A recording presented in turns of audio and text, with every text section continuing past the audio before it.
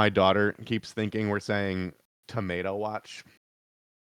So last time we had like a warning, I got the weather app and then I photoshopped like the attack of the killer tomatoes onto it. And I was like, look, here's where we live and here's where the tomatoes are. They're going to get us. And she's like, no. Oh my God. No, it's okay. It's just a tomato advisory at this point. Yeah, it got downgraded to a tomato advisory. Be advised. Kids are idiots. Yeah. All right. It's true. Fucking dumbasses. Here we go. All right. 10 seconds out. Well, not yet. All right. 10 seconds out. Cool. All right. And the opener is very quick, so let me just... Yeah, it is. Just give me a thumbs up when it's over, because I can't tell sometimes, you know? Okay. So, 3, 2, 1... Stop! What foolishness is this? Manos must be served! Hello and welcome to the worst movie ever made, an experimental movie podcast designed with one thing in mind: to find the worst movie ever made. I'm your host, Chris Ackman. I'm joined by my co-host, fellow mad scientist, Rob Scucci, Bob Hasek. Hey guys, how are you? And why are we doing Manos? Hands of Fate? We are celebrating our final episode because we finally found it, guys. Manos, the Hands of Fate, which translates directly to hands, the Hands of Fate.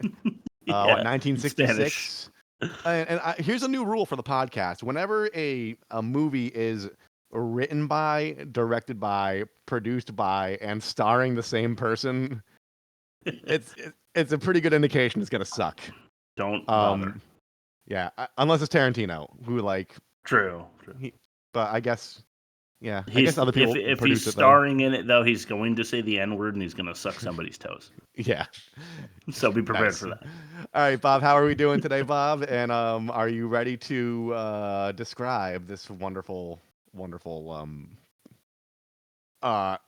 movie? I guess it's a movie. I would say unhinged thought experiment, but whatever you want to call it. Hold on. Isn't Manos the god that they worship? So the god's name is Hands? Yeah. We're off to a great start, guys. All right, sorry. Go ahead, Bob.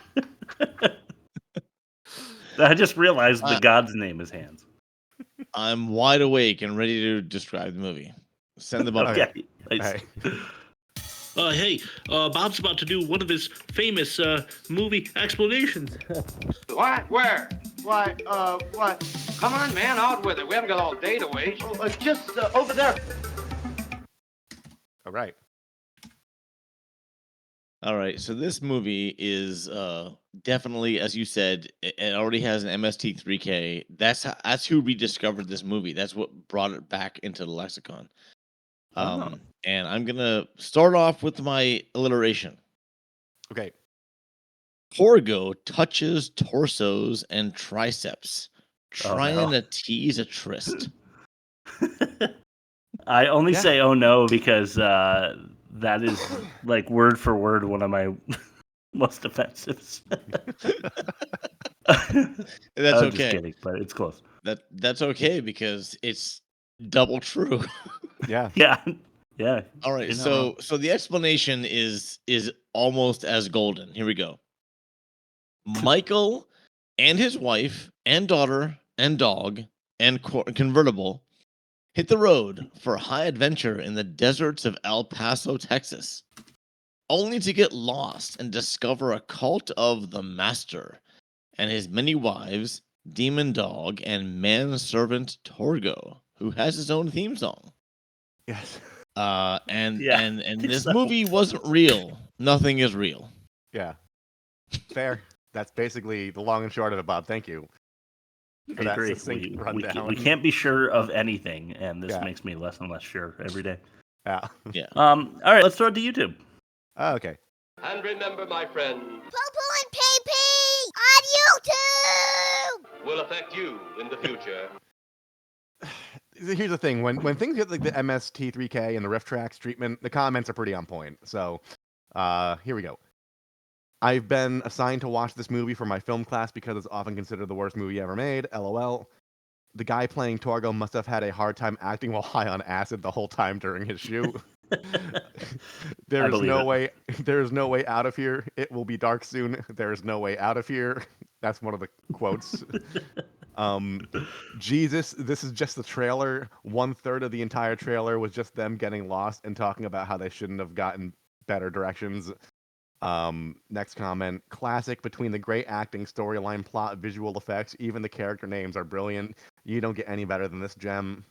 Manos, The Hands of Fate, starring no one, coming to a theater near you. This trailer is pretty much the entire movie. I love the random xylophone slides in the music. I heard that the guy playing Torgo played the role for some free drugs. No plot and low-grade acting, and one stoned actor Torgo makes it interesting. And then the last one, this has to be the worst movie. The teenagers have no contribution to the rest of the movie. Torgo is pretty strange, and his music is perfect. I can't count how many times they show that picture of Manos. This trailer basically shows the whole movie. This holds the record in my heart for the world's worst movie in existence. So couldn't agree more. Spot on this time. Yeah. It's funny. I think it's because the people commenting are ones that have seen it, made fun of elsewhere. Yeah. Like a lot of the movies that we've done, like don't have a massive understanding in the culture that they're bad, like this one does. So people actually there's no have their own opinions. this is like in the headcanon as a bad movie. It's just one of the it. Yeah. Right. All right, let's go to test number 1, the worst of its kind. Sure. The airplane, the telephone, the electric light, the vitamins, radio, and even television. It's the worst of its kind. All right. Man, just that beat just hits so hard. It does. But I'm a drums man, and I like the rhythm section. That's really all that is. All right, first one, yeah, you and me, Rob. We got the rhythm. This first one, it's got to be a movie for the future. If you haven't heard of Cosmic Sin with Bruce Willis, it's something I came across. I think it was 2021. It's an epic star adventure where a alien race shows up. They're like humans, basically, like Plan 9. Okay. And the whole plot is that Bruce Willis and others need to annihilate them before they annihilate Bruce Willis and company. Okay. But it's got a 6 on Rotten Tomatoes, and the trailer looks as derivative and tropey as you can imagine a movie being. Okay. So I really want to see it, and I think we should do it for the pod. That said, Night of the Living Dead, and that's 68, with Dwayne Jones, a 95. That's a great movie. The Blood on Satan's Claw with Linda Hayden, a 73. 2000 Maniacs from 64, Connie Mason. You can see why these are on here. That's a 45. Yeah. And then finally, Blood Feast with Mal Arnold, a 38. Giving us an average of 51.4, not exactly lofty, but how did Manos do? See, the way I reviewed it, I wrote about this for work, and I actually don't know the score, but I did a 1 for a movie, but a 5 for entertainment value, so I averaged it and got a 3, which would be 60%. Right, so we've got 60 and 1. Yeah. Okay, so Bob is much closer. It is a 0. Okay. It is one of the 2 zeros, 3 zeros. I know that Gotti was a 0. Okay. Which Battlefield Earth, I think, was a 9. So that just goes to show how bad this movie actually is. Negative 51.4 and worse. Let's throw it to test number 2. Ain't that a pitch? Sure.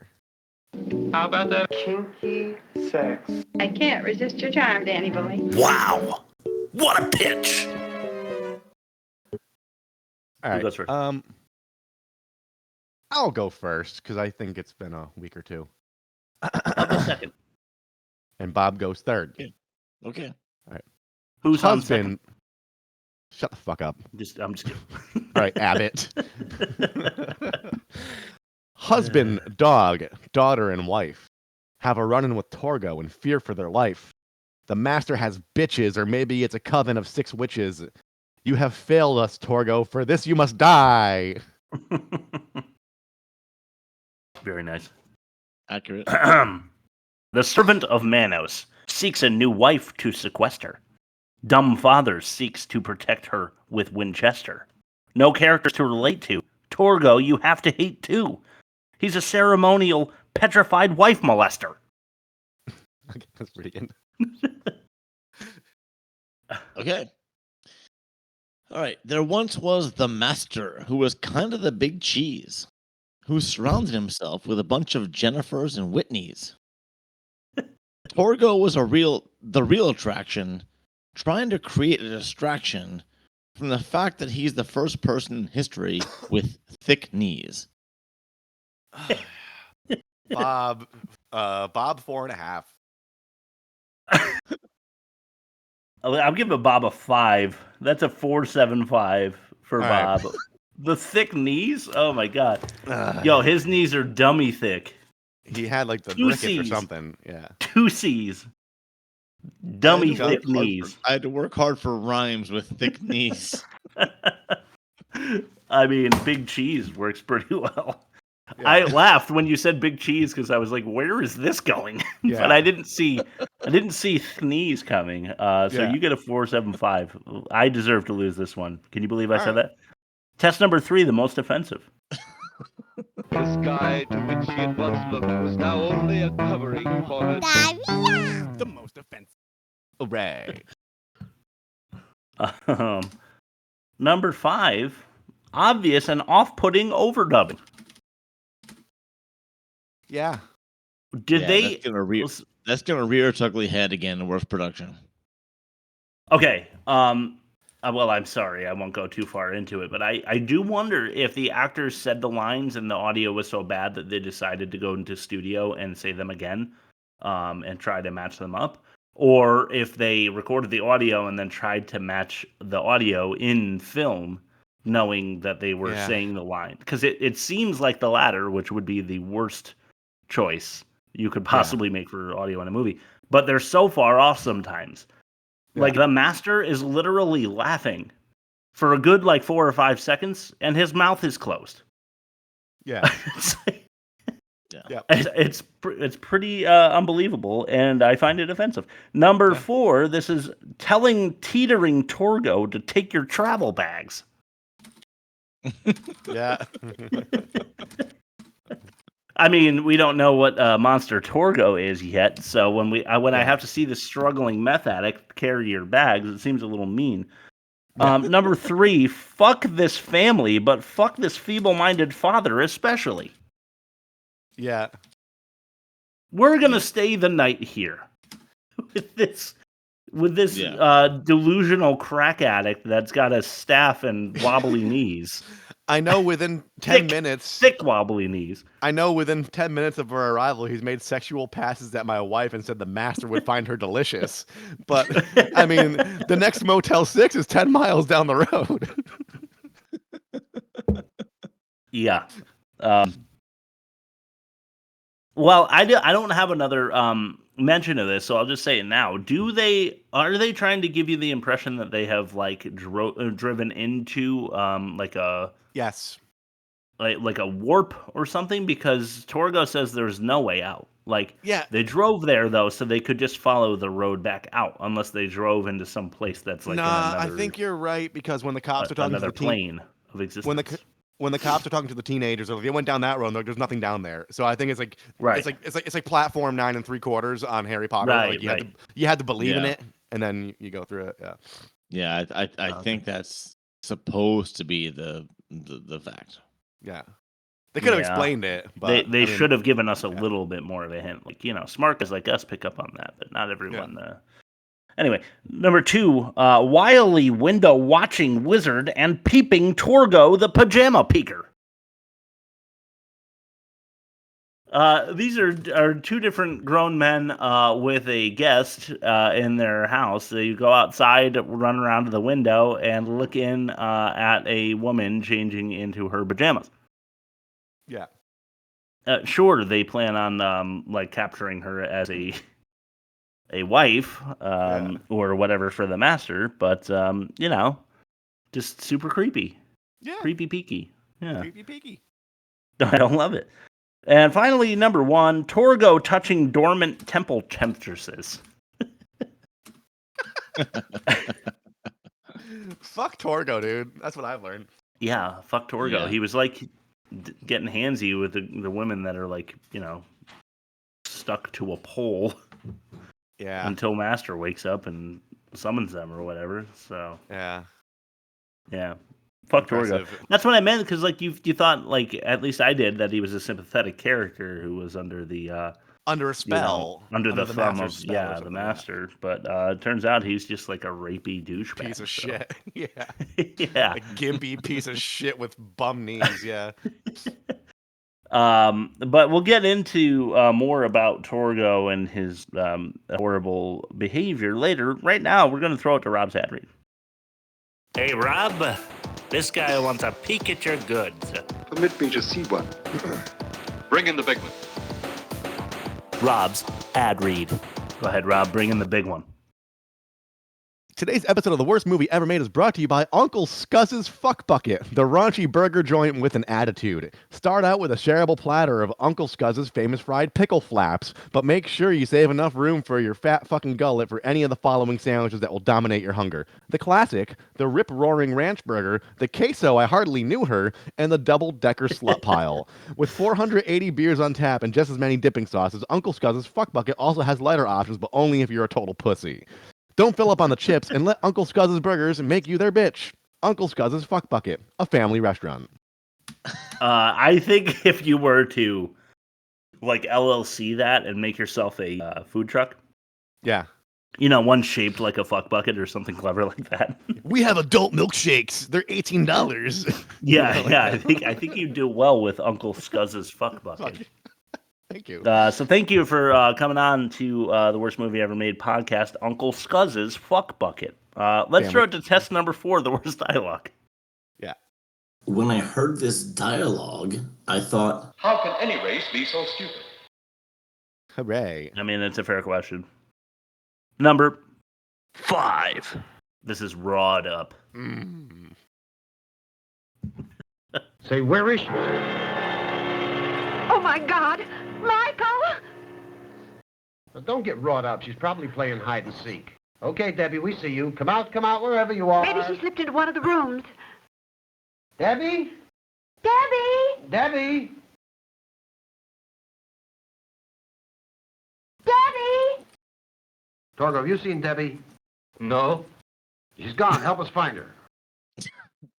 No. She couldn't have gone outside. The door's bolted. For God's sake, don't panic. She's got to be in here. Is there I don't another know. exit to the outside? In the kitchen. Why did I make this clip so long? That door's bolted too. Fucking Outside, Mike. She's got to be outside. All right, we'll look outside for her. what? Is this the whole movie? Debbie? Debbie! What? Debbie? Deb. What was that? What the fuck was I thinking? Why I was don't that know. like a 2-minute clip? Because he told her not to get wrought up at the beginning, but then you proceeded to show evidence of her getting wrought up. Yeah, that's So, okay. Yeah, I mean, that's what I to was your credit, thinking. Chris, you wanted to show us how raw she really got up there. Raw it up. Yeah, she was up with bra. That's for sure. Oh, yeah. But I love the part where she opens the door to the temple and doesn't look in it. She just like screams at a mild volume her daughter's name. Yeah. And then when she does not respond within a second and a half, she closes the door, not peering into the room for reasons. Anyway, number 4. I just realized I should have made this number 5 because of the name. 5 Fingers. Ooh. You are a troublemaker. You deserve to die. Die? I may die, but I do not care. The child must live. She is right. We will not kill the child. But Manos would not approve. The law of Manos exists for us only. Manos loves women. She will grow up to be a woman. She must die.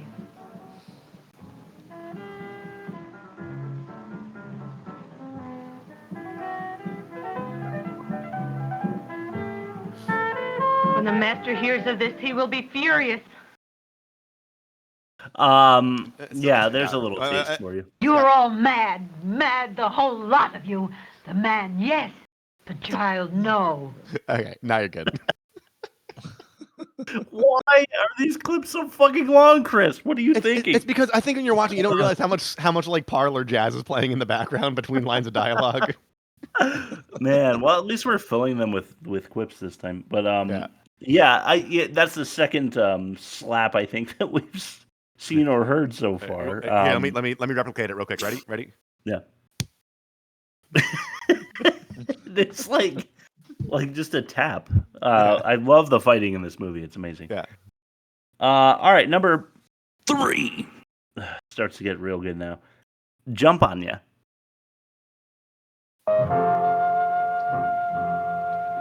Again? How many times do you have to be told? I'm like, wow. Oh, hell. Have a heart, will you? Go chase that other couple. What other couple?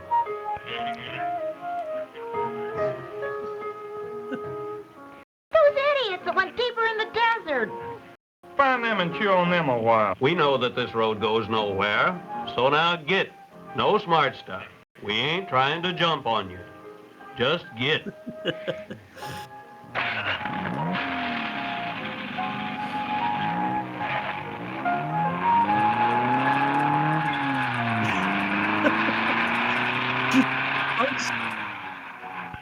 Those are police. Yeah. Dude. Yeah. What the fuck? I mean, it's hilarious dialogue between the two of them. Yeah. Is I don't know. It like, have you ever seen that video of the guy that's cutting like steak at a hometown buffet, and it's a training video, and he's like, "How's the weather out there?" Yeah, he looks like Brad from Brad from Home Improvement, but like dimmer. Yeah. Yeah. That's what the dialogue in this movie sounds like to me. It's like soap operas are made to be bad at this point on purpose because it's like if you're not acting that poorly, it's not a soap opera, you know? Yeah. It's like then it's like a show. But in this movie, they're obviously not trying to act that bad, and this is not even the worst acting test. But just found that so funny. Let's throw it to test number 2. This is Beat It. Your power fails you. You are losing your control. Even Torgo defied you. And he was destroyed even as you shall be. Your power does not affect me anymore. Even your other wives do not trust you. See, I do not fear you, even though you beat me. Beat me again. Beat.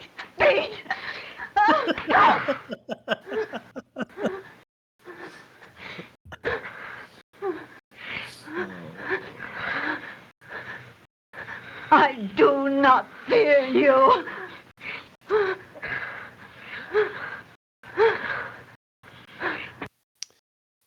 I just want to point out that during that spot where you don't hear any slaps, he is slapping her across the face mercilessly to the point of bleeding. Like 11 times or something, right? Yeah. Have you guys seen those slap fight competitions? Yes. It's Russian? Yes. Yeah. It's fucking sick. I kind of like it. I would watch that. Like if it was a UFC thing and the UFC fighters just slapped each other for money instead, I would totally be into it. All right, let's throw it to the best one we have, and this is number 1. Snare roll.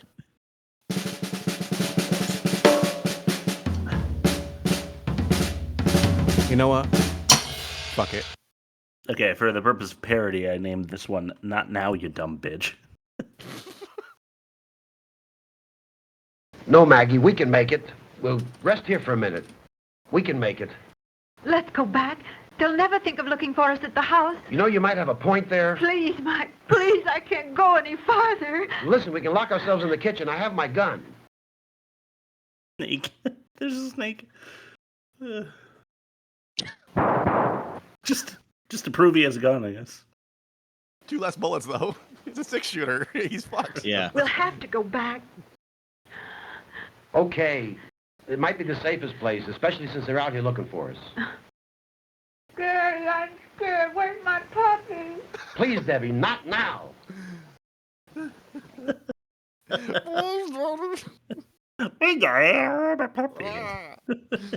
Snooky wants mush mush.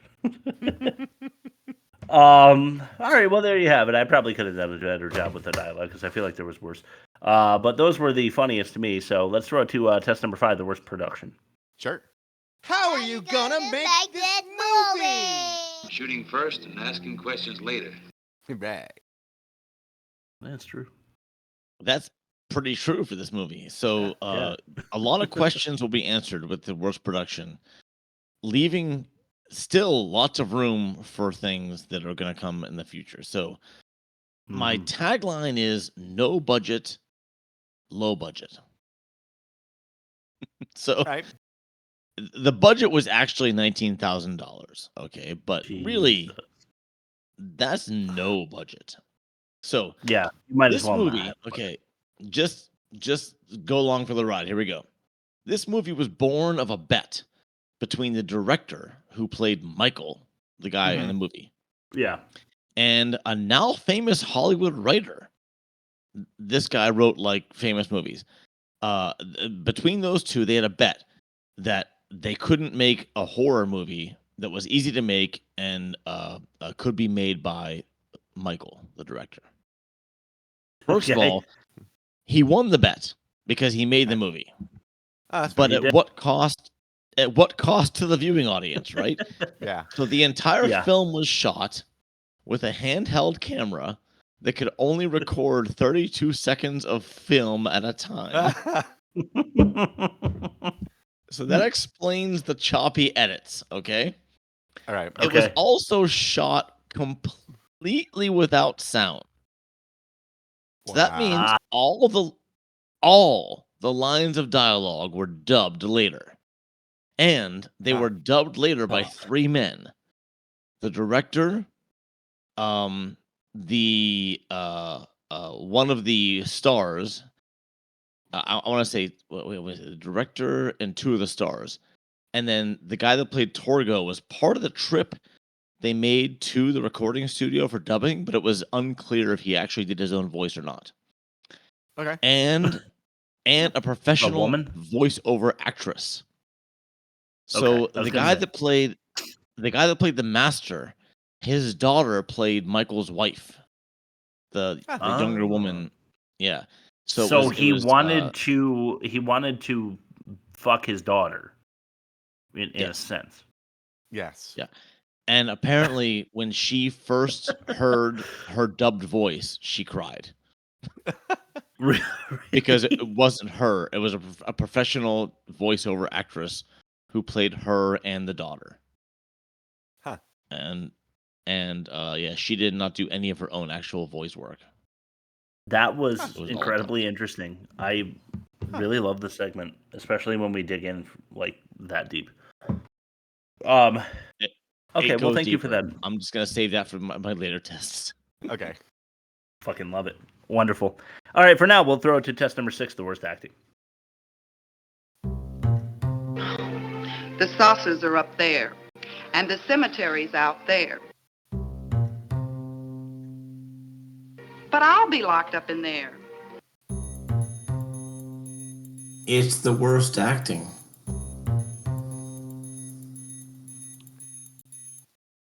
Number 1, Daddy. Go, don't do it. How many times do we have to chase you kids? Oh, gee. Holy cow, man.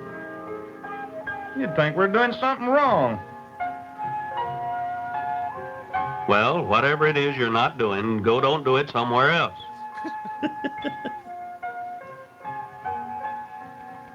Why don't you guys leave us alone? Come on now, no wisecracks. Just go on home. Okay. Get going. All right already.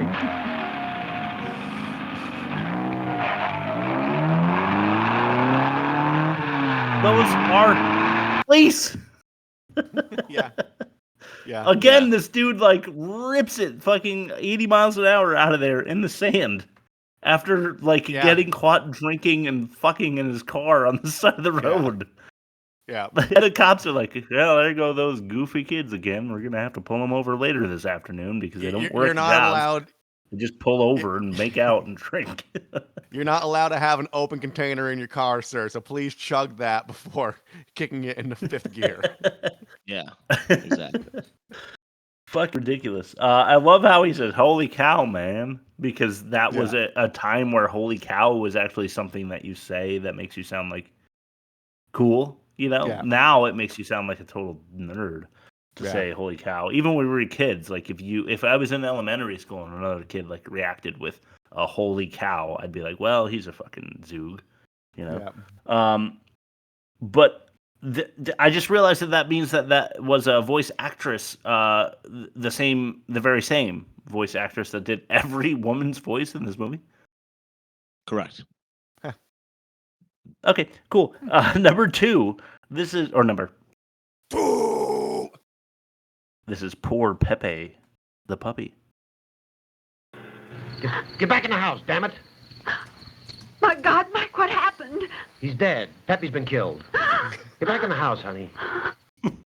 Mike, what kind of place is this? My God, what kind of place is this? I'll take care of everything, honey. Get back in the house.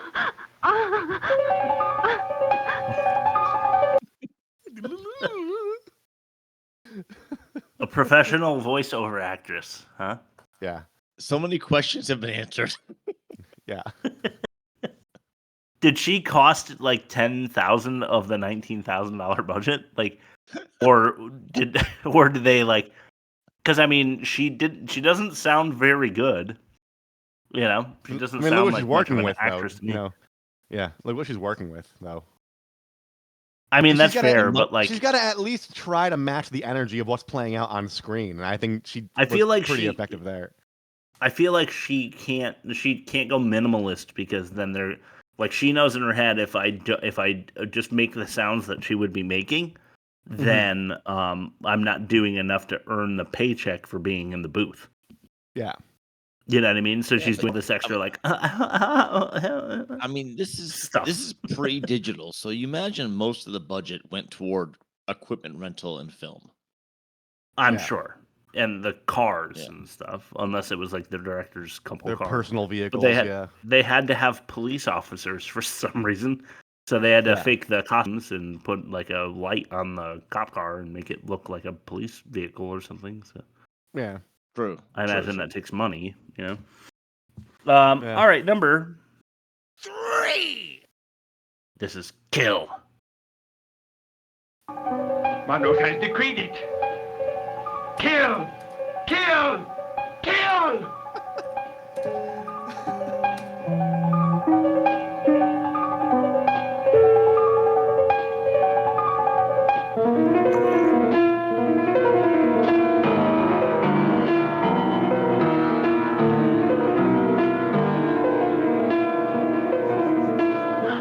Mike, help us.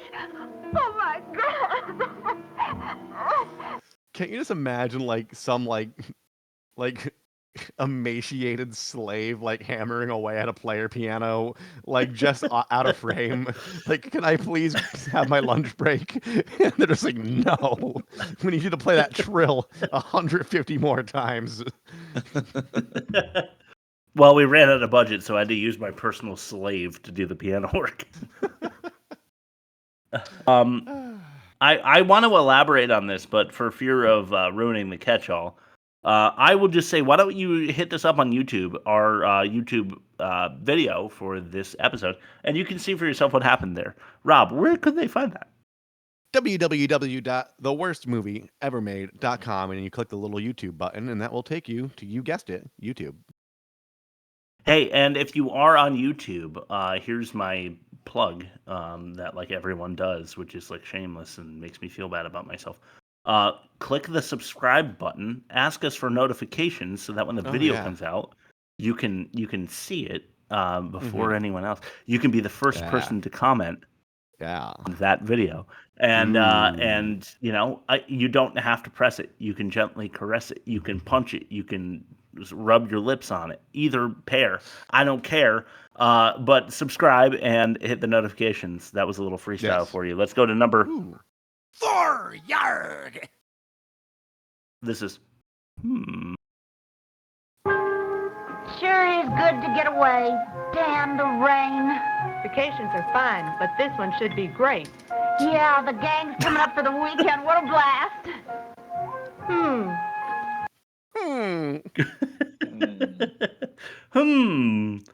Why does she say at the end? Contemplatively. I tell you why. Because the voice actress felt like she had to give the woman something to end the conversation. Again, overworking it. What is she worth? Yeah. Half of the budget? I don't think so. I hope they only paid this woman like $1,000. I hope she was a struggling voice actress because she's dead now and she doesn't deserve it. The hum hints at the end question mark. Yeah. Okay, deal. Let's just say it now. We'll pull it from the catch-all. There was a fucking sequel set up. And a prequel. Because the as you're saying, Rob, if you want to say that that's them setting up a sequel, I will support that because at the end they said the end question mark. Yeah. Will there be a part 2? This is pre-sequel territory, but they did end up making one. Yeah. They did end up making one. Yeah, I saw that. Yeah. It was like the first Easter egg. Yeah. The end. Yeah. All right, let's throw it to fact or no fact. Yep. You didn't come here for crappy poo-poo facts like this. The parts of a flower are so constructed that very, very often the wind will cause pollination. If not, then a bee or any other... It's not even an appropriate volume. No, it's not. And I'm not fixing that in post either. No, you came here for some stone-cold facts from Bob, like this one. In my land, women are for advancing the race, not for fighting man's battle. I mean, Between the Buried Me is so good, though. Yeah. No, they rip. Okay, so I was looking to come up with a name for the Fact or No Fact game, and I literally came across so many things. I ended up putting this in this. So as filming dragged on and on, the increasingly disgruntled crew began to refer to this movie as Mangoes, the Cans of Fruit. Okay. So I'm calling this Mangoes, the Cans of Fruit. All right. Oh, that's not the first fact. Okay. No. So we're looking for the lie among facts. Here are 4 facts, and here are 1 lie in no particular order. Here we go. The actor who played Torgo was on LSD during filming. Okay. Okay, second one. Only 2 cast members were paid for their performances. Oh my God. Okay, third one. Tom Naiman, who played the Master, helped John Reynolds, who played Torgo, make Torgo's knees. Tom Naiman, who played the Master, painted the portrait of the Master and his dog. Yeah, great job. And the fifth one, the opening night receipts at the drive-ins and theaters completely made up for the budget in just that first night. All right. I'm just going to go backwards here. I believe the opening night receipts on that because I do too. If you see a trailer and the trailer looks good, I mean, how many times do you see a trailer and you go to a movie and you're like, this piece of shit? I mean, it's probably one of the those trailer things. didn't look good. And there probably was there one in '68 or whatever. Was there a trailer? I mean, the comments I got on YouTube were from a trailer, but I'm not sure if it was like on TV or if like it was. I just think like it was a retroactive trailer. Or it could have even been just like the bumper you saw before an attraction you were going to see at the drive-in the previous week. I'm just guessing that they had so few movies. Well, I'm assuming at this point, they weren't coming out like 3 a week. But this is clearly a B movie, which means they would have gotten receipts for a double feature for people seeing the A movie, right? Because you pay for a double feature, and that goes towards both films. So I could see this. I could see this making money on the first night, and then like, having a really brutal second week drop off, and like not making Right, but they only have to make $19,000. exactly. So if it's in every theater or every drive-in or like a It substantial costs amount of $3. Like, how much do they actually need? So Like 7,000 people to see it. Yeah. So Tom Neiman painted the portrait of the master and his dog. I mean, if he's a good painter, I mean, it's a self-portrait, and it was pretty good, to be honest. So Yeah, it wasn't I can bad. see that. I don't know anything about him, and that goes in line with him helping make Torgo's needs. If he's an artistic fella, then he knows how to, design. If we got to props. make your knees thicker. Your knees aren't thick enough yet. Your knees aren't thick enough. It says only 2 cast members were paid for their performances. I think this is the lie, because I don't think any cast members were paid for their performance. I think this was like a Troll 2 type of thing where Love there's it. like they do a casting call for like extras, and then when they show up, like, you're getting top billing, and here's how it's gonna go down. So, and then I 100% believe that Torgo was on LSD during filming. I 1,000% agree that. So I'm gonna say number 2 is the lie. Only 2 cast members were paid. I think it's a lie because I don't think any cast members were paid. I agree, because I feel like it's all or none. So I immediately chose that as my lie as well. Should I double down for the sake of Manos? Let's double Let's down. put 2 hands on this. Yeah. All right, I'm doubling down. All right. This means that Bob double loses, and he hasn't double lost in a long time. Yeah. And I can't wait for him to we double double lose. It can go either way. No. We take 1 loss each. Okay. So Which is neither better of than you 2 losses approached out of this. Neither of you approached this topic because it was in the YouTube comments. The actor who played Torgo was on LSD during the filming, and that explained his confused behavior and incessant twitching in virtually all of his scenes. Okay, that was a fact. All right. Another fact Hey, is that only 2 Bob. cast members were paid for their performances. Fuck! No way! Who was paid? Jackie Naaman Jones, who was the master's daughter, was paid a bicycle. And the That doesn't Doberman count. And the Doberman was paid a bag of dog food. We're right. Rob, we're still right. Those are not payments. Yeah, those are. People don't even bother to put a pink slip for a bicycle. Give me a fucking break. Let's hear Bob walk through the rest. No one was paid. What else? What else do you have, Bob? Tom You don't get a Neiman double did win. help. Tom Neiman did help Torgo make his knees. His knees? Tom Neiman Why? did paint the portrait of the master and his dog. Okay. Although the Why? lie is that opening night receipts at drive-ins and theaters completely made up for the budget. That is actually a fact from Mother's Day, which is our next movie. Okay. Yes, it is. right. We are watching. I Mother's Day, stole the horror a movie fact from from a 1980. future movie. Okay. I'm giving wow. myself less fodder to work with in my next movie. You see, Rob, Fair you enough. see, this is why you don't move to Tennessee, because if you're in the Yeah. future, you can use facts from future movies. That's true. But I don't think that you win, Bob, because dog food is not Yeah. payment. And Yeah. I would argue neither is a bicycle. Are you Yeah. a dog? Do you know what payments are to a dog? Does a dog know it's acting in a movie? Yeah. We're gonna Does put it an not know? asterisk on this I one. just- I think. Yeah. I just pulled information from the websites that I saw. All right, fine. You want to call this a wash? We'll call it a wash. But I'm not giving you the win. This is the All right, first it's a wash. fact or no fact wash. Wash. I'm writing it Fine. all over my Fine. outline.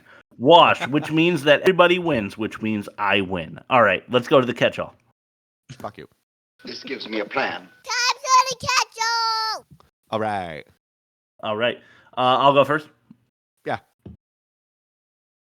Fuck the music. Fuck the editing. Why was that taillight scene? You know the scene where the family gets pulled over because they have a taillight out? Was it just to introduce the police Yes. for their later scenes that are completely inconsequential? That are completely irrelevant to the story. Yeah, Okay. totally. Go I'm ahead. gonna add on to that with my 0 seat belts. Yeah, true. Yeah. Like, I understand yeah. it was of the day, but still. Yeah. Yeah, Wear if you're gonna seatbelts. drive into another dimension, wear your seatbelts. I'm just saying. Yes. I was also saying, I'm just going to piggyback on this, and we kind of mentioned it earlier. Drinking and driving without a seatbelt in a convertible. Just Which What the teenage that dude was getting some roadhead too, for sure. Yeah, he was getting a blowski. And increasing the danger element. Because like he like told the cops to fuck themselves twice. Yeah. And just skid it Yeah. out. I mean, that girl was probably all about it. I mean, nice convertible, giving her free yeah. whiskey, Yeah. zooming out of there right in front of the bitch cops that like are Yeah. just little babies. Yeah. Not all cops, not all, but those two. Yeah. Yeah. They're not going to jump on him. They're not going to jump on him. They're not gonna listen. But I don't think we did anything wrong making out and drinking whiskey and going 100 miles per hour on this dirt road. I don't think we did anything wrong. I don't get. I think it's you, Rob. Yeah. No, it's your turn. Oh, it is. That was my piece. Yeah. Lucky audience gets to enjoy the entire 3-point turn that they make when they hit a dead end. That's a through line in bad movies. They have it in Troll 2 when they backed out the van.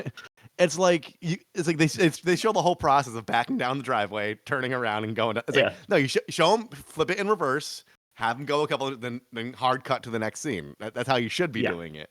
But they need the runtime. All you need to know is that they're turning around. Yeah. As soon as you make it clear that they are turning around in their car, that's all the scene you need. Yeah. Exactly. You don't need to watch the entire process on a narrow road. Yeah. That takes way longer than it should. But many, many, many scenes in this movie take way longer than they should. Go ahead, Bob. I honestly think that they use, this is my catch-all, I think they use convertibles in these low-budget movies to avoid the inside the car multi-camera rig. That's 100% the reason why. Totally. Rob detailed this in a previous episode. I think it was. I feel like it was R.I.P.D. or something like that, where they had like a no, it wasn't R.I.P.D.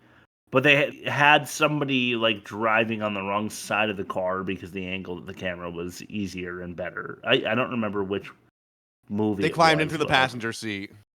Yeah. Rob yes, they mentioned climbed that into the from- passenger seat. That was Plan Plan 9. Yeah.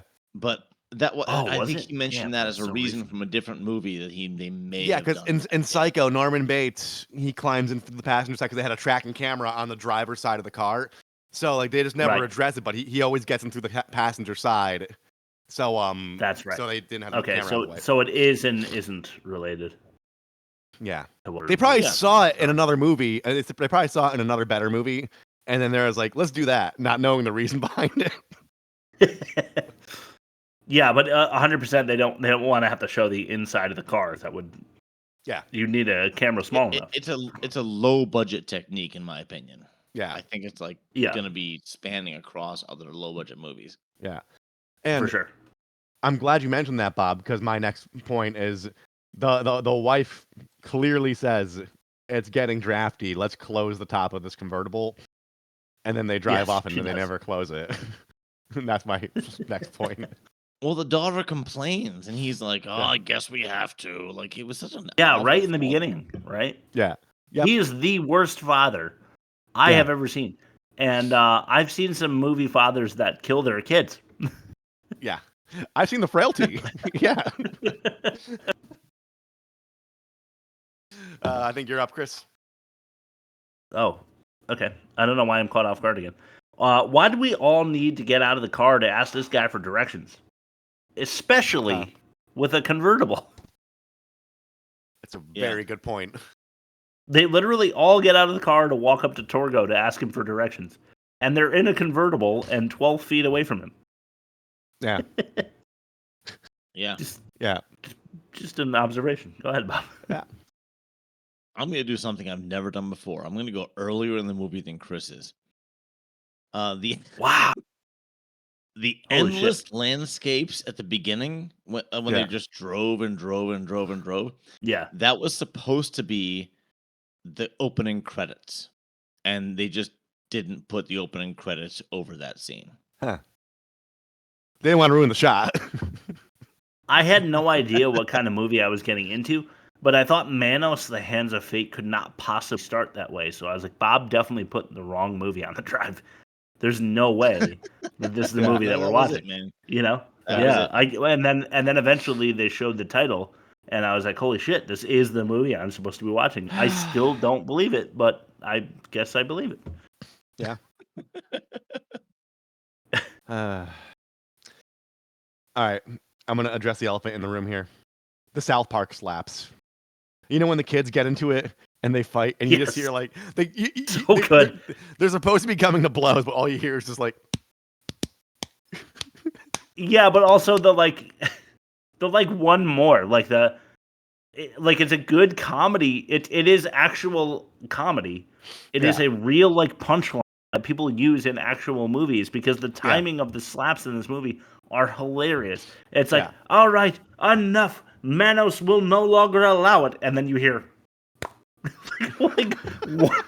she had to get in one more because she knew her like adversary couldn't slap her back. You know, but like she waited until just she's flirting that line. Like you watch cooking shows and they're like, all right, hands up, you can't like put your chimichurri on the steak or whatever. And then you see a douchebag like Aaron Sanchez putting the chimichurri on the steak anyway because he knows like they're not going to disqualify him for that. Yeah. Like that's what the slap was, and it was like great comedy. Yeah. Anyway, how could they possibly conclude that that dog is the one from the portrait? Yeah. In the portrait, it is just eyes and ears. It's like a silhouette of a dog with green eyes. It's like a ghost dog. And it looks more like a pit bull than it does a pinscher. Yeah. Or whatever it was. I think it was a pinscher, but I'm not sure. Yes. Yes, it was. Yeah. I love when they arrive. Like, they decide to stay at the house after, like, only a couple seconds of, like, arguing. And they're like, okay, strange man with big knees, take our bags to your strange room in your strange dwelling. Yeah. Just take all our shit. Rob. Yeah. Rob, I already found the minute. There's the minute. All right, man with strange knees. That the master helped craft because he decided that this crack addict didn't have appropriately thick knees.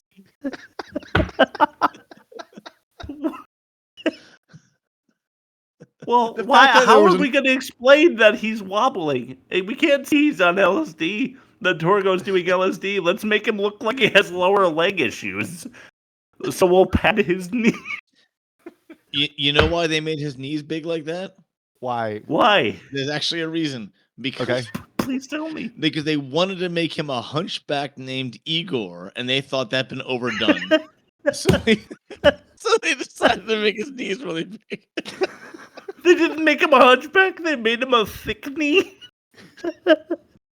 Dummy-thicc.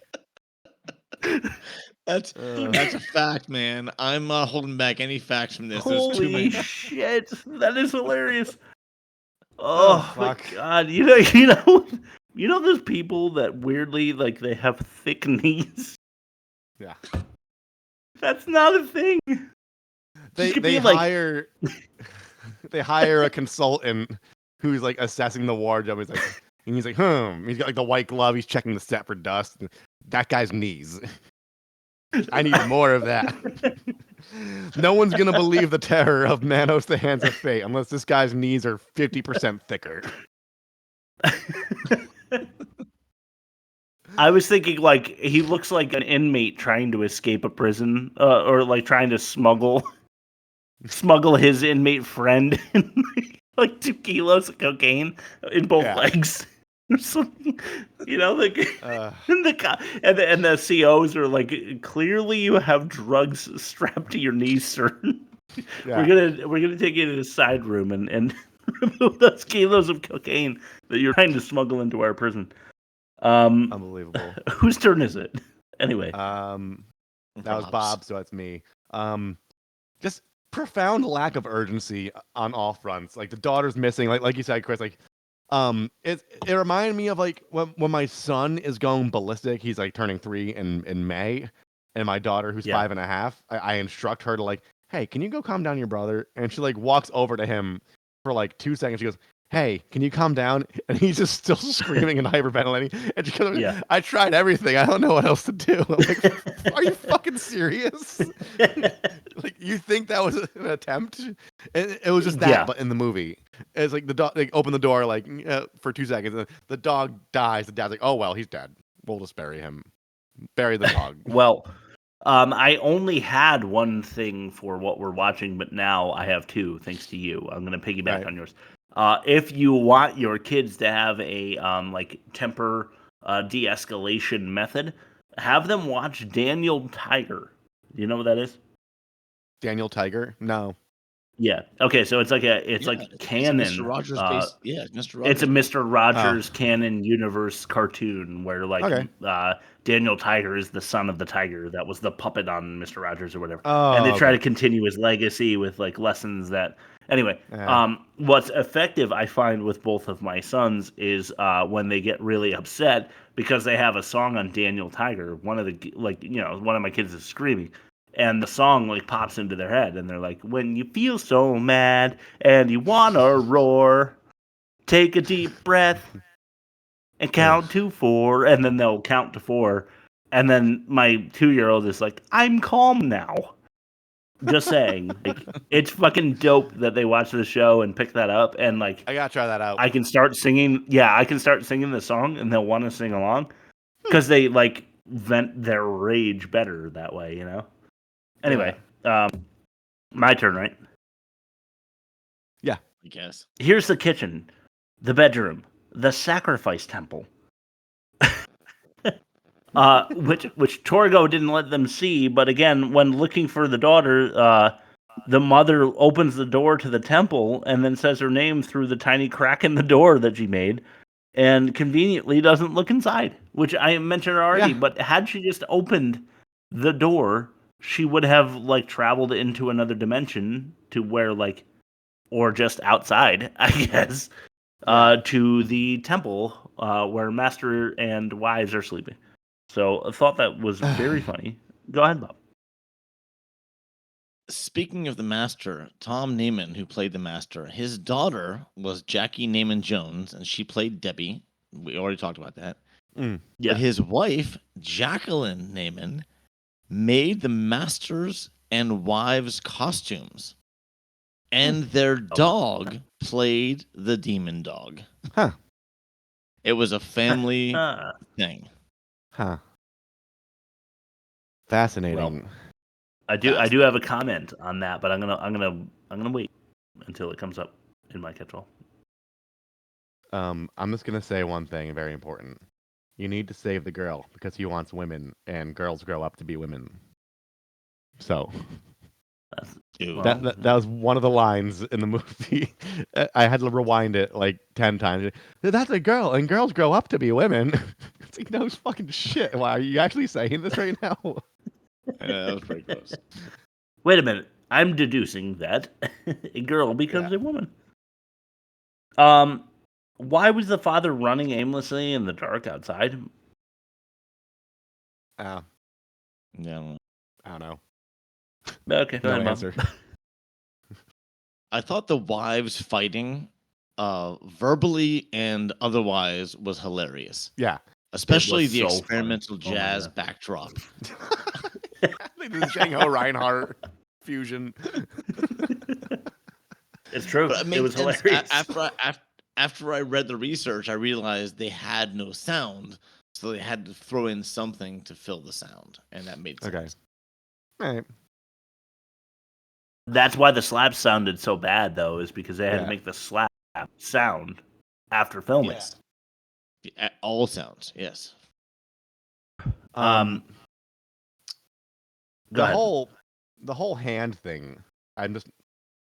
I feel like they really shoehorned that in with the little hand-shaped torch that Torgo had, and they had to like make it clear that the master's robes had hands on them, and then like one hand by spreading his arms wide. Yeah, all and the then time. Torgo's hand got caught up. I feel like they were like approaching the third act, like before, like they were approaching to the point before the master was like shown, and they're like, "We gotta do something with the hands. It's in the title." but we just never really.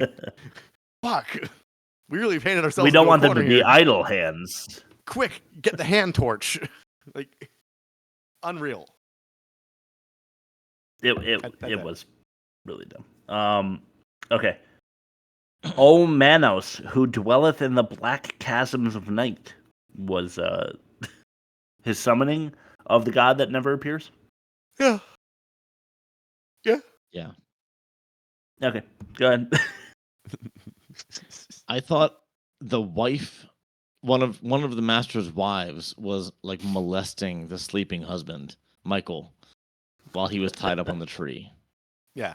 I thought, yeah. Like, there was more things than offensive that I didn't say anything on during your offensive bit. That was one of them. Well, yeah, I think she just like grabbed his dong, right? Yeah. Grabbed Pretty much. Mike crotch. I don't have much left to say about this, but I'll riff on you guys. But I just wanted to play this for you guys real quick. Where did this place come from? It wasn't here a few minutes ago. I don't care. Let's see if we can get some direction. I don't care. I don't care that this building appeared out of nowhere. Yeah. I don't care. Okay, so I want to say all the fight scenes rival those of John Wick. I think that they're just as believable. Yes. Very thoughtful. But Torgo was backed into a corner to death. Yeah. No, he's fine. No, he's fine. He's fine. He lives that. He lives that experience. Yeah. He survives it. Yeah, like did they kill Torgo or not? And then after his hand was removed. Oh, he had the tickle fight. He was tickled to death. Okay, hold on. I'm gonna get to that. Torgo was backed into a corner in the house by the master, and the implication is that the master is finally killing him for his transgressions. But then he doesn't. Yeah. Right. But he doesn't. Yeah, but Torgo survives that. That's all I mean to say. He's backed into a corner to death. But oh no, he's fine. He's fine. Yeah. And then he's not fine. And then he's fine. And then he's not fine. And then he's missing because he just ran away. Yeah. Without a hand. No, Yes. Rob already mentioned the child bride. And I thought that was offensive. Or at least it is grown-worthy. offensive. But I'll just take this as my second to last catch-all. Harold P. Warren. That's the guy that played Michael. He was the director. Mm-hmm. Yeah. He only did 2 takes of each shot. And if That's things believable. didn't go well in the shot, he reassured the novice cast that the magic of Hollywood would fix any errors in post-production. Wow. Holy It's shit. Pro Tools. Yeah. It's fate. Hands of fate. Yeah. Ugh. Rob? I'm just getting my facts straight here. Go ahead, Chris. Master, the women have been at this for about 30 minutes. We think it's a semi-violent disagreement.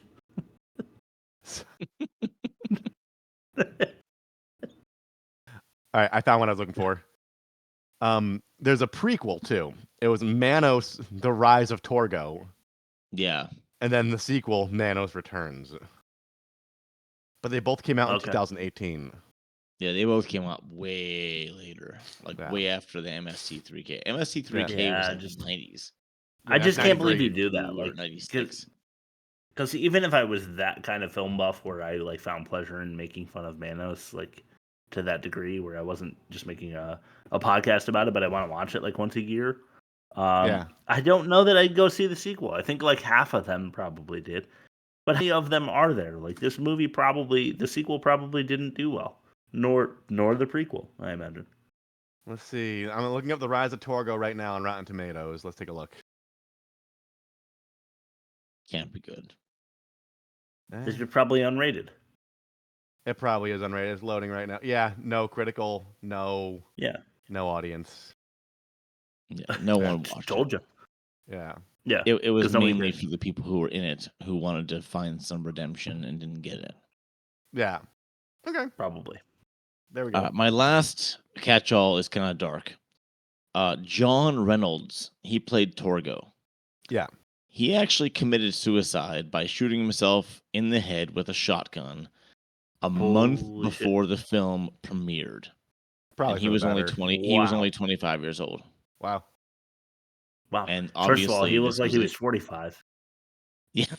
Yeah. This was his only film appearance. No surprise.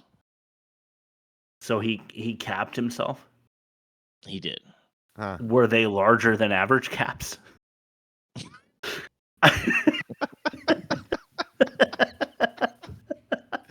A man died, Chris. Oh, we took it a step too dark. Yeah, you thought you were taking it too far. Okay, go ahead, Rob. I'm done. You rapid fire, Chris. Okay. I only have like 5 more. Maybe give the wives a stick or a fork or something. The Torgo sacrifice is going to take way too long this way. Yeah. Yep. Now Torgo is dead. He was jostled to death. Oh no. He's fine again. They didn't jostle him quite hard enough. He's quite a sorcerer, laughing with his mouth closed. I mentioned this before, but there's like a 4-second clip of him like waving Torgo's hand, laughing, and his mouth is closed. But that's a rather flammable hand. Yeah. Yes. Too flammable. Yeah, it also looked like the bones were actually just wicks. Yeah. And not bones to me. But you know, I don't know the power of Hands the god. Maybe he turns your bones to wicks. Yeah. And inflames you or something. Who knows? And then the last one that I had, we kind of already mentioned, but it was the end ? And then I asked if it was a sequel setup, and apparently it was, because 50 years later. 50 years later. Yeah. There was a sequel. Okay, let's throw it to what we're watching. Do we have? I think we have one more clip, Chris. Oh shit, my bad. Shoot. This one's called "Master Wants You." Oh yeah.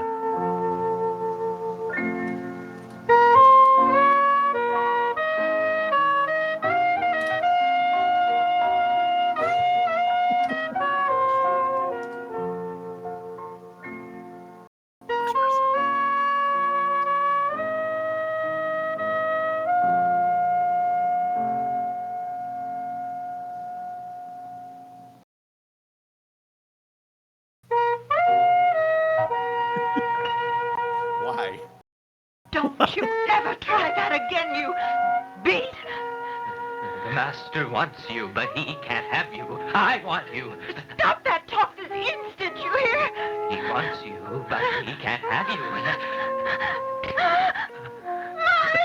Mike! All right. So what we're watching, guys? There's that. It's all you of Earth If you're not taking our recommendations, then you're are idiots. All right. True. Let's go around the horn here. Number 1. I started watching Fallout. I don't know if you guys have heard the murmuring. I think it might be a swell at some point. Well, I'm not saying it's going to be the next Game of Thrones or anything, but people right now are talking about Fallout, the show that Prime Video is doing. And you know what? I didn't play Fallout, the game. I'm sorry. I know like half of our audience is offended when I say that.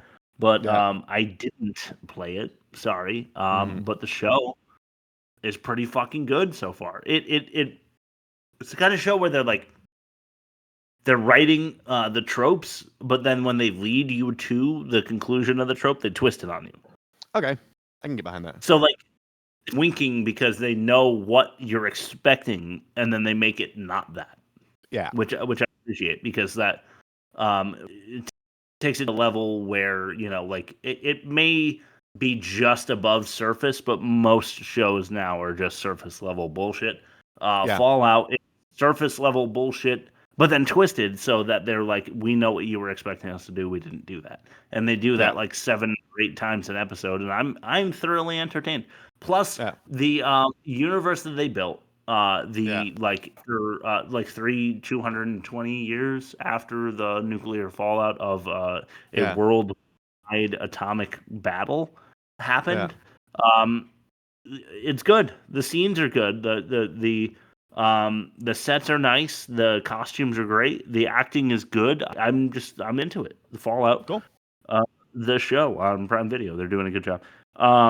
Number two, I started having my kids, and I'm not going to say Daniel Tiger.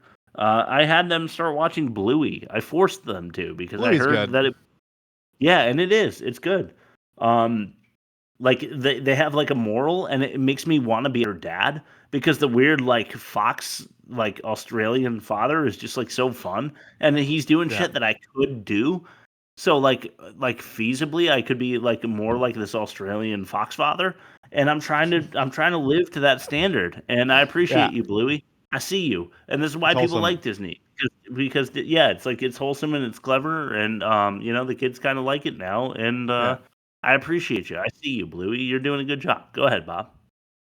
Yeah. Okay, I don't recognize the reference to the video game series that you mentioned. That just shows my age or lack of gaming exposure. Yeah. So Apparently, I it's a watched, great game. Okay, I watched a movie that was too long to mention last week because I was only halfway through it when we watched when we were recorded last week. It's Once Upon a Time in America. Okay. It's the same director. The same director that did Once Upon a Time in the West and The Good, the Bad, and the Ugly is Sergio Leone. He directed it. Spaghetti Western guy. It has Robert De Niro, James Woods, John Forsythe. It has a handful of other actresses in it. I knew it and had it's De Niro in it. really it's like 3.5 hours long. Ugh. Wow. Yeah, that honestly killed it for me because like I'm not the kind of guy that watches or binge watches shows, and I think that's the reason I can't get into a story for that long. 90 minutes is my upper limit. Once the story goes beyond a few hours, I'm like, okay, the story could have been told in a few different, like the Lord of the Rings. I think they did it right. I think they did 3 movies, in one story in 3 movies, and you kind of just like force yourself to take a break between each one. Yes. Whereas this was like, okay, we're just gonna show this entire movie and expect you to stay focused the entire time, and I just couldn't do it. So it was good. It was very good, very well done. De Niro did an excellent job. He played the same character in 3 different ages, in 3 different times of. It's like a story of prohibition, pre-prohibition, prohibition, and post-prohibition, and like gangsters' role in each. And it's good. It's just too much. It's just too much. And then because I love South Park, I watched They Live. Have you guys watched They Live? Oh, is that with Roddy Piper? That's with the glasses that make you see the world for like what it really is, right? And Yes. Yeah. It's on Tubi, and for no other reason, I just saw it on Tubi, and I said, you know what? It's been a while since I've seen this, and it didn't disappoint. Roddy Piper's in it. It's a John Carpenter movie, and the cripple fight in South Park was based on the fight between Roddy Piper and another character in this. They're movie. side by sides, and it's spot on. They animated spot on. Jimmy and Timmy beating the shit out of each other to that fight scene. If you haven't seen They Live, it's not a big commitment. It's an hour and 20 minutes. Yeah. And it's just it's John Carpenter all the way through. Like if you saw Escape from New York and you're like, you know what, the pacing of this was okay, then you'll like They Live. Right. Well, so Bob, let me ask you, do you like Roddy Piper? Well, he's campy. And I like him for the camp that he presents in this movie. Well, I asked because I'd like him. Go ahead. Well, I asked because you put Hell Comes to Frogtown on the poll, which is also starring Roddy Piper, and you put it on the poll because you recognized it as a terrible movie. So I wanted to know where you stood on Roddy Piper as an actor. But now I He's know the- you he- think he's- that he's like the right kind of campy for low budget films or what Yes, have you. yes, he's not a good actor. He fits the mold for what you want to see, and Hell Comes He to has- Frogtown he- will reappear. He has All right. charisma. He has something. He has Riz. See, yeah, he's got Riz. He's got an X factor. Dripped But out- next dripped out week Riz it's gonna master. be Hell Comes to Frogtown versus Cosmic Sin versus whatever Rob I Rob guess we- says. All right, sounds good. All right, so I've been binge watching stuff for work just so I could. I transition from writer to editor soon, so I'm just trying to get as many reviews in as possible because I like writing them. Good for you, buddy. Congratulations. Thank on you. there. Steven Seagal Lawman. Killing It's basically Cops, but with Steven Seagal. It's on Tubi. I watched this movie called Alone on Netflix. It's one of those like abduction, women trapped in a cabin, escapes in the woods, guy with a gun chasing her type of movie. Like 90 something on Rotten Tomatoes. Fucking amazing. Great. On Dr. Frozen Ground. What's up? It's like What? on Frozen Ground. This is way better. You're talking about the Nicolas Cage and John Cusack movie? Yeah, but like a woman running away from a shed and getting shot at. Yeah, In the basically. But the antagonist looks like Ned Flanders, so it's totally worth it. Oh, great. Dr. Giggles. It's an early '90s slasher, and Oh, yeah. I the know this one. doctor, the victims play it straight like they're regular slasher victims, but Dr. Giggles is like he speaks exclusively in puns. So like God, really? he'll stab somebody with like 2 thermometers, be like, take 2 and call me in the morning, and then he'll like cackle and run off. And then I have a big list, but I'm gonna end with a serious one. Red Dot. It's on Netflix. It's a Swedish language film. It's about 2 couples, two husband and a wife that go to see like the Northern Lights, and they have like a run-in with some rednecks. They fuck with their car, and then they shouldn't have. And then it's another like abduction / like escape in the wilderness kind of plot. But the third act twist will make you fucking throw up. Oh, really? It's like yeah, I can't say much. You root for these people, and then like you learn more about the situation, and you're like, oh, this is gonna take a really dark turn, and it does. And you should watch Red Dot. It's like 80 minutes long. Watch it in the original language. Watch it in Swedish with English subtitles, because the English dubs are too lively for a thriller, and it takes you out of the movie. So just watch. It's fucked up. I prefer to read the captions. Yeah, same. In the original always. language. But yeah, Red Dot. If I have to recommend something aside from Dr. Giggles, it would be Red Dot. Dr. Giggles. Okay, cool. So fucking funny, dude. If I had to recommend something that isn't Dr. Giggles. All right, let's throw it to bad credit names. Stupid! Stupid!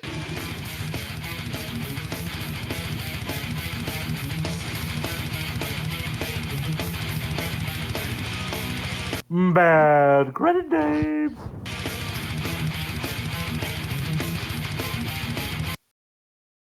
I love when I do my own audio. The quality is such shit. Always like if it's me talking into my phone. Yeah. And that's why the audio is so shitty. But that's part of the fun. All right, I have a lot this week. All right. Jacqueline. She did the makeup. Okay. So you guys Didn't know. even want her last name on it. That was the guy's. That was the master's wife. Oh, okay. Jacqueline. Jimmy Cruller Hatton. Okay. Cruller is in quotes. And I wonder if he just really likes the donut, the Cruller. He loves the Cruller. Glazed Cruller. I like it. Hey, look, I like a good Cruller.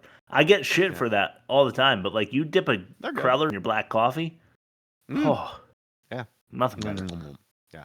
Matthew the Duke Zinkel. Okay. Zinkel. Steve Austin. Nice. A guy named Steve Austin. Stone Cold. He is. William Swamp Thing Pena. Okay. Swamp Thing. Trey El Monstro Kang. Okay. Okay. El Monstro. Someone named Gwill. Yeah. Okay. Gwill. Gwill. That's it. Yeah. Grace. Cool Dog. H. Oh. Oh. All right. Last name H. I've got two more. Mike. Right. Sinister Prague. Wheeler. Okay. And All right. then Alexander Squidlord Williams. Definitely is the winner. That's the winner this week. Alexander Right. Squidlord. Okay. Yeah. All right, throw it to the offensive minigame. Sure.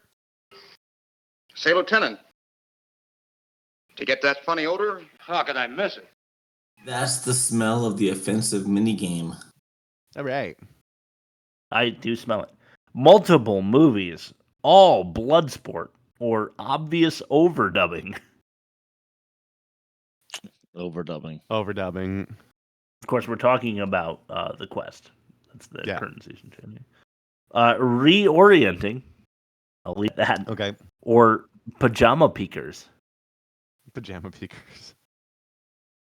Yeah, I guess pajama peekers. Well, we don't need a bonus round, but we always provide it. Country of Africa. Okay. Or Touchy Torgo. Touchy Torgo. Oh, Touchy Torgo. Totally. I mean, I feel bad for Torgo, Africa for being demoted from a continent to a country. But yes, I think rape is worse Yes. Torgo than a the gaff of fate. eating. Pajama peeker. Yeah. All right, let's start the movie comparison. This gives me a plan. Let's compare the movie. Yeah. Negative 45.8 and worse for The Quest. Manos, The Hands of Fate. The Hands of Fate. Negative 51.4 and worse. Right. So, takes the opening bit. Rob, you had a nice 4-star last week. Yeah. I'm a little upset that I haven't won one in a while. But Bob, you win with a 4.75 this week. Yeah. That's Offensive, go figure. Manos, Hands, The Hands of Fate. Wins again. Dialogue, what's worse, this or Manos? Obviously, it's Manos. Manos. Yeah. 100% without a doubt. Yeah. The clunkiest of narratives for The Quest, or low budget, no budget for Manos. Manos. Manos again. Yeah. Acting, Manos again. Yep. Demerits, unnecessary. Go ahead, Bob. No, I was just saying they don't even get to act because there's no sound that's authentic. Like it just seems like a no contest for the rest of the season. But I'll play along. Yeah, pretty much. I mean, I'm sorry. Maybe I should have done Manos last episode, but we did Plan 9 last season. And I felt like we had to throw in the other consensus worst we ever made. Yeah. Unnecessary flashback or undetermined demerit. What do you want? I guess the teenagers who are just drinking and driving and mouthing off to the cops. I guess. Okay. Yeah. Teenagers. What's a word for a rebellion that starts with a D?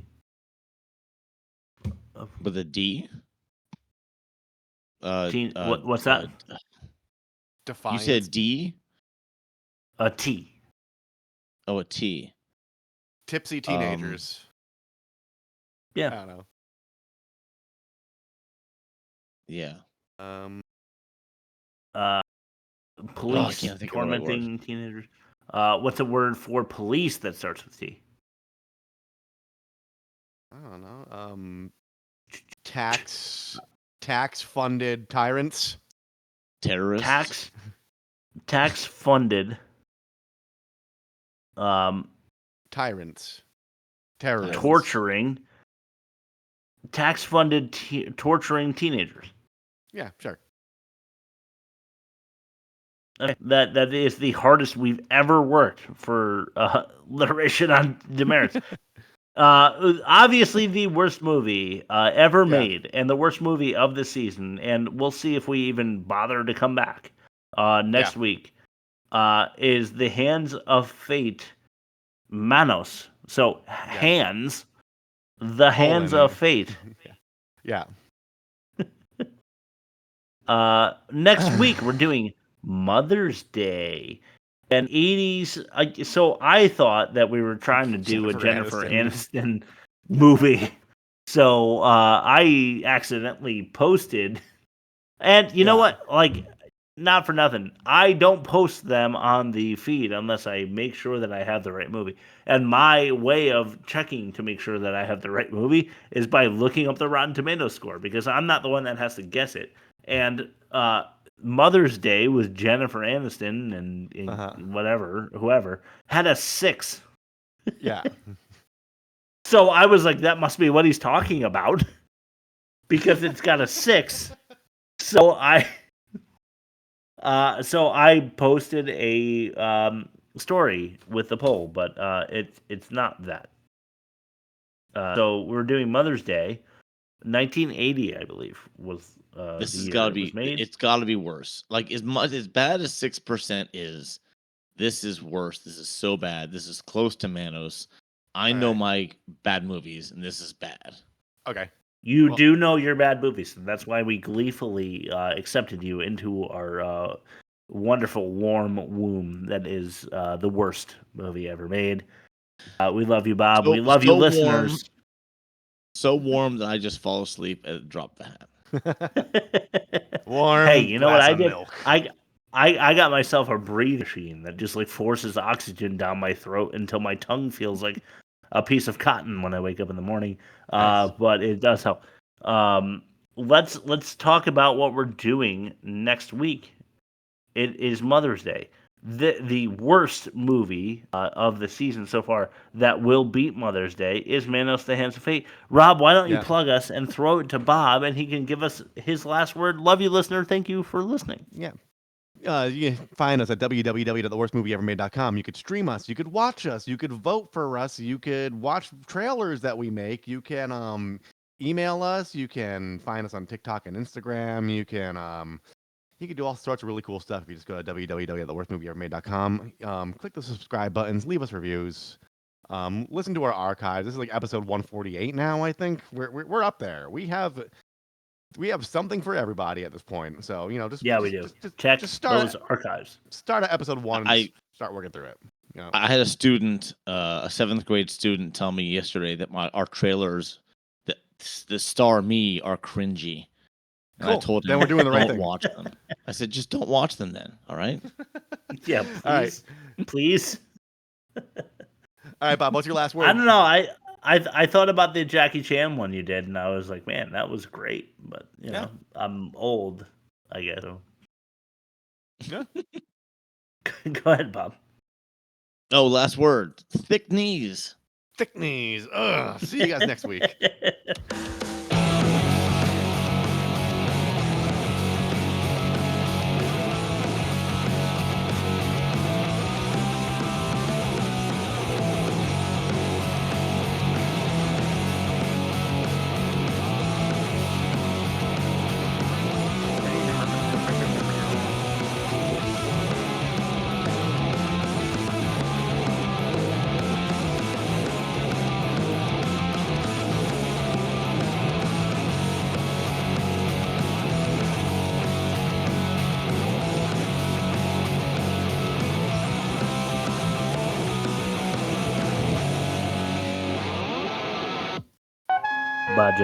Where did this place come from? It wasn't here a few minutes ago. I don't care. Let's see if we can get some direction.